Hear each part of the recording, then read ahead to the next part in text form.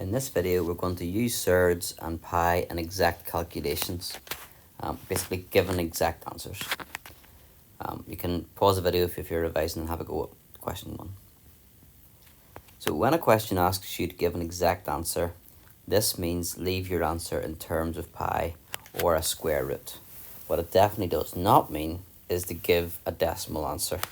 By giving a really long decimal answer, that does not make it exact. It makes it more accurate, but not exact. It'll never be exact when you've got a rounded decimal, even the full display. So do not do that. That's not going to get you the mark, and that happens far too much. An exact answer means in terms of pi or as a square root, and it could be a combination of numbers added to square roots. So here's an example.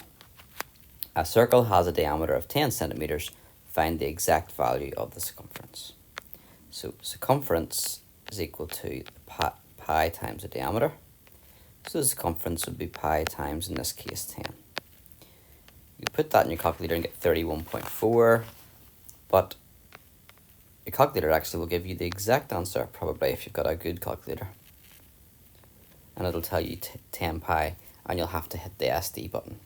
So the exact value, the exact answer, is the number the calculator gives you before you hit that SD button and get a rounded, non-exact answer. So that's it. That's job done. That's what an exact answer is there. First one in terms of pi. Let's look at part B. We have to find the exact value of the hypotenuse, this one here. And we know that the hypotenuse squared is equal to the two shorter sides squared and add it together. So the hypotenuse is equal to 9 plus 25 is 34. So the hypotenuse, if you square root it, you would get root 34.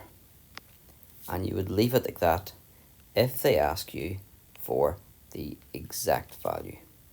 Okay? That's it.